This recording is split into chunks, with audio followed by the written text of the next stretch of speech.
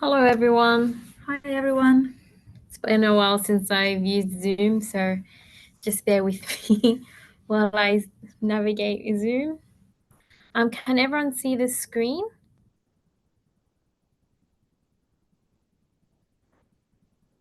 Can everyone see the screen okay?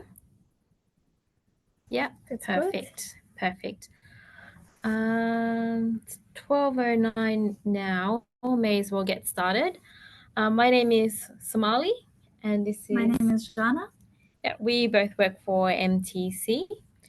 We offer our program called C, so Skills for Education and Employment.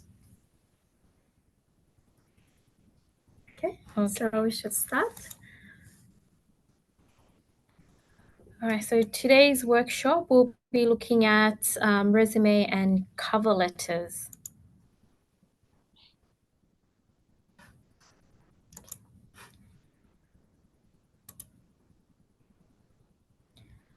Okay, so the goal of this workshop is to help you start your employment journey by creating a simple resume and cover letter. Today we will cover the differences between a resume and a cover letter, do's and don'ts of resumes and cover letters, how to present your resumes and cover letters and make them look professional.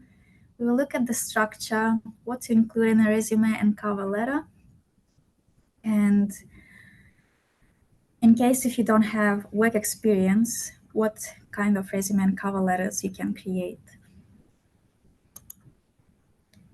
So first up, we're going to talk about the differences between a resume and a cover letter.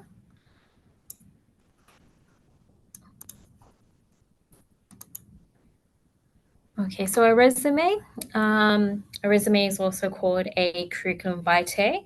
It is a document that lists your work experience, education, skills, and achievements. It is written for potential employers in order for you to get a job.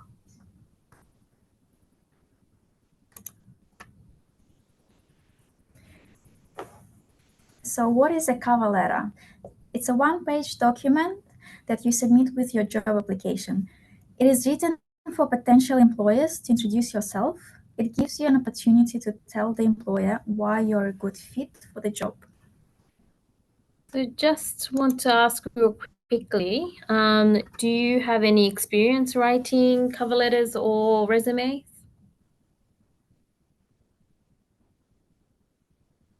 You can probably unmute yourself. Or a thumbs up? Do you have a resume? Sorry, was that to me?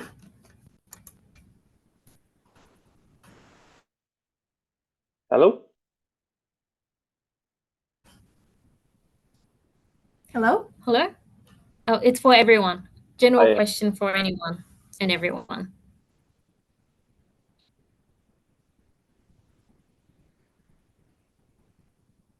Well, resumes and cover letters aren't the easiest things to write. They're quite daunting when you first get started. I think the main difference is that a resume is a professional document with your experience, education, skills, while a cover letter is more like a letter that you write for a potential employer. In a letter, you're kind of selling yourself using paragraphs and sentences. You're telling them why they should hire you, and also it's more personalized. So let's have a look at do's and don'ts of resumes. So keep your resume short and simple. They should be less than 2 pages. Apply for the jobs that have requirements you can fulfill. Try not to apply for jobs that have requirements that you don't meet. There's no point going for a construction job when your field is in hospitality. So go for jobs that you know you are confident in having the skills to perform those job requirements. Try to include words from the job description. Always look at the job description and match key skills from there to the key skills in your resume. So you're always constantly updating your resume and adjusting it so it suits the job application. So when you're creating your resume, try using a template. There are lots of templates you can find on Word or Seek or Indeed. Try finding a template that is easy for you to use. And always reread and proofread your resume. Check that there are no spelling mistakes. Avoid rushing to submit it if you haven't carefully reviewed it. So there should be no mistakes on your resume.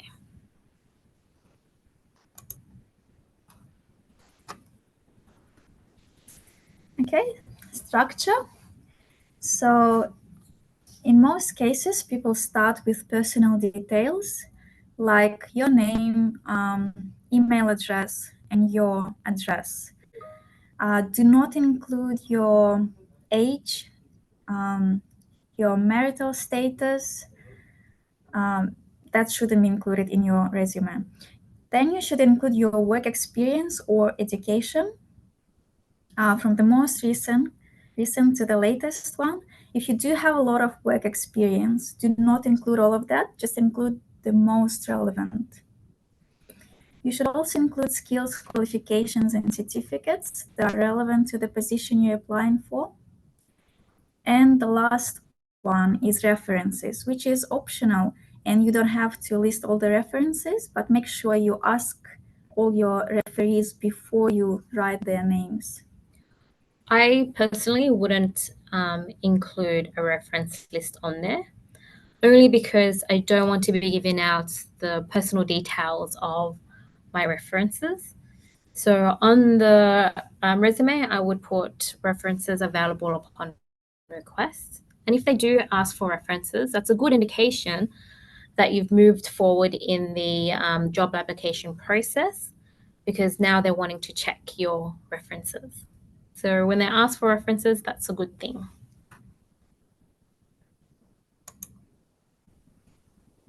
So once again, about references, use credible references. Use people who can say good things about you. Always ask permission for someone to be a reference and let them know about the job you're applying for. Do not use friends or family as a reference, and do not offer references in an interview. Wait until you are asked for them. So that's an important point. Wait until you are asked, and also do not use family or friends as references. They may be able to say good things about you, but if you end up getting the job and you're in the workplace, what happens if those references don't match what you can actually do? So always use a credible reference, someone that you've worked with professionally.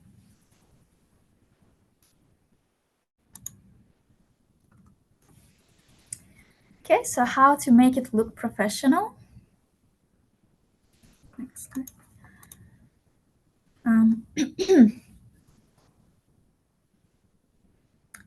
So your resume or cover letter, it could be personal, but it still should look professional. Make the employer stop and look at your impressive resume. Obviously, it shouldn't be your resume more than 2 pages, and we will cover that in our next slide.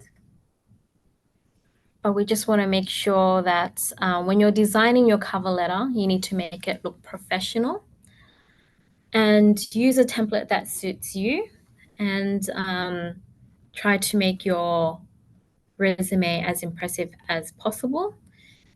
The key word is make it look professional. So don't use fancy font. So when we're using fonts, the most professional fonts and the safer fonts to use are Times New Roman, Canterbury, Arial, Helvetica, and use a 12 font size at all times with 1.0 line spacing. We want to make sure that the font's not too small where the employees can't read it, and not too big where it takes up more than one page. So 12 is a perfect size. Maybe 14 for the headings. Yeah. So 14 for the headings, 12 for the content. That way the headings stand out and it makes your resume structure look a lot better and more readable. Okay, so some design tips. Do not put too much in your resume or cover letter. So it shouldn't be more than 2 pages. For a cover letter, it should be just 1 page. Be consistent. Make sure you use the same font size, and color. Color should be black because a lot of workplaces, they don't want to spend money on color. Printing in color. Printing in color because it can get quite expensive. So make sure that the colors that you use are more on a grayscale so it's more printable. When you send your resume and cover letter, save it as a PDF file instead of a doc file. This way, when you send it out, your PDF file will remain the same. No changes will be made because some computers have different versions of Word documents, and if it's a Word document, it can be editable as well. So saving it as a PDF file will keep your resume looking the same. So when you're saving, always have the doc file and have the PDF. That way you can always update and change the doc file with every new job that you do.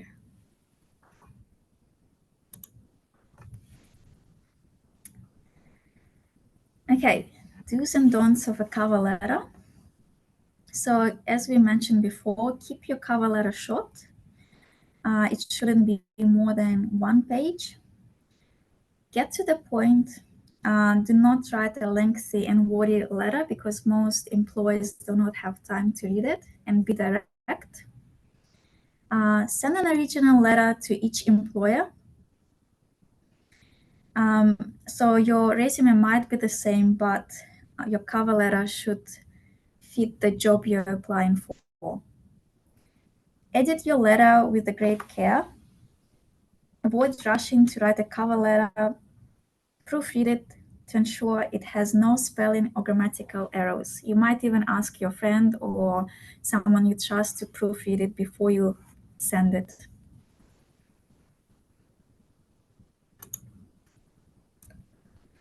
So when you're writing your cover letter, there should be a certain structure that you use. So at the top of your cover letter, pop in the date that you're sending it and your contact information. Start with dear sir or madam. If you do know their names, you can start with their names as well. And there should be an opening paragraph, a middle paragraph, and a closing paragraph. With your opening paragraph, you're telling the employer why you're writing this letter. For example, I'm writing in response to a job advertisement that I saw on Seek. In your middle paragraphs, discuss your most relevant experience, highlight your most recent qualifications and your skills, and why you're suitable for the role that you're applying for. When you end your letter, you can end with something that is friendly and also formal. So here are some examples. Regards, best respectfully, thank you, and thank you for your consideration.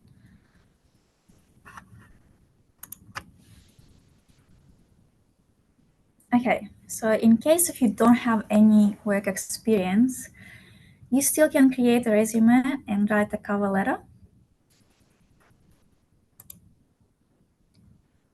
So with your resume, if you don't have any work experience, play around with the layout of your resume.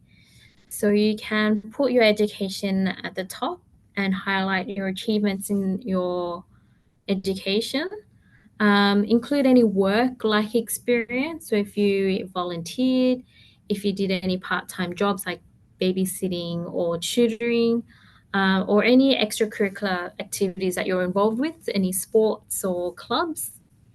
Include technical sections. So for example, if you went to TAFE and gained some technical skills, list the skills that you've gained there and your soft skills as well. So communication, if you can use a computer, languages,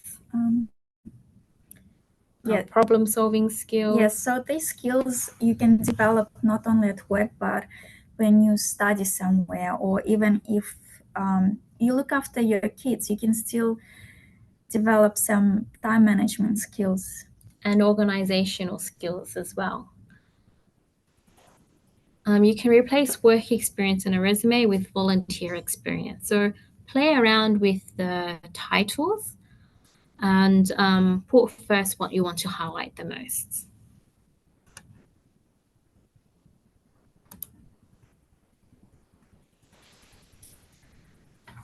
Okay, so for a cover letter, if you have no experience, use your cover letter to explain how your qualities make you the best candidate. Relate your relevant qualities and skills to the position. So try to focus on the skills you have to suit the position you're applying for.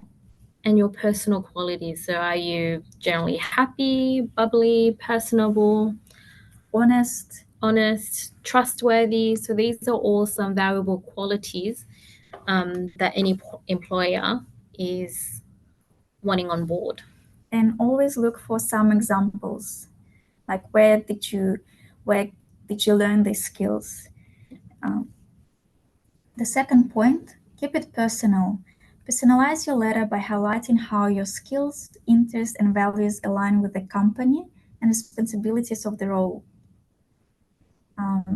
Try to always address each criteria they've listed in their ad and make it personal.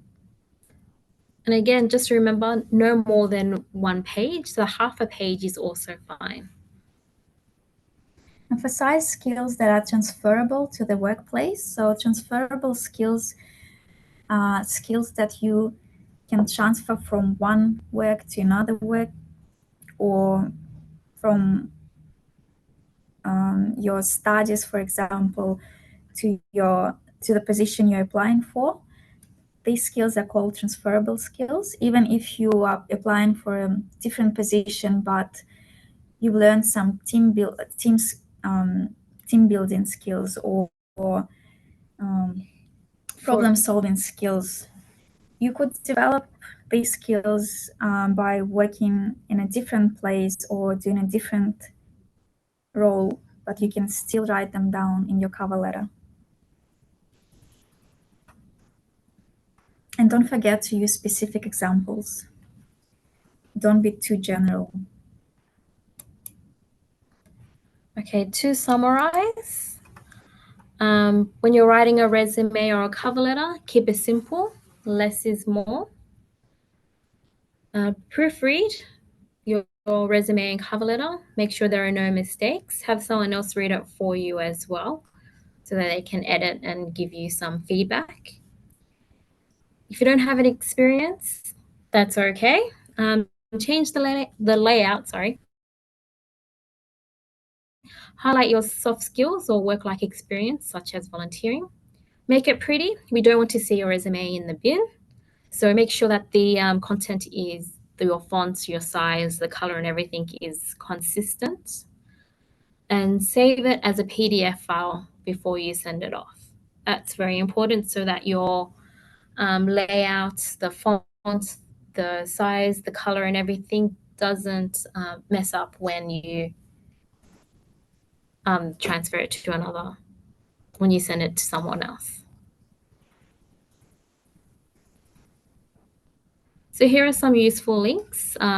Seek has some great resources on there for you. They also have templates available for you to use. Same with Indeed, Career One, and LinkedIn. LinkedIn profile takes you a long way. So make sure you use a professional photo, update your LinkedIn profile, follow anyone that you admire, and when you're looking for useful links as well, use Australian websites as they give advice in an Australian context. And also, if you forgot some tips we gave you today, you can go to these websites, and they also give some useful information about resumes and cover letters. Some of the information that we used today also come from these websites.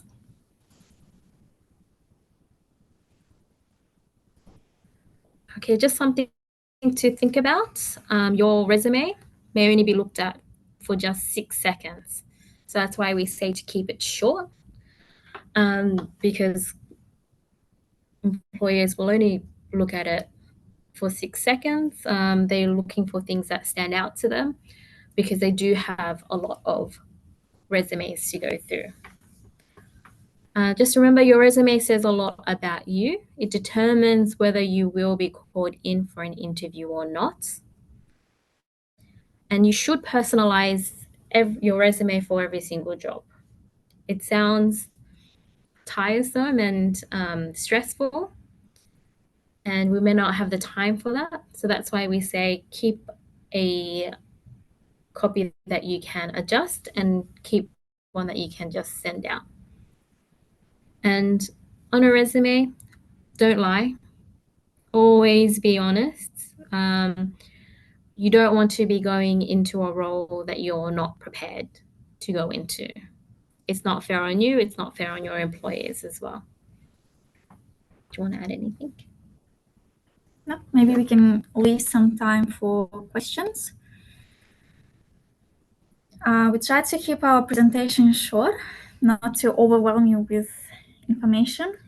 And it is lunchtime as well, so we're very wary of your time. Of your time, yeah. But feel free to ask any questions now, if you have some. Feel free to send a question in the chat or unmute yourself.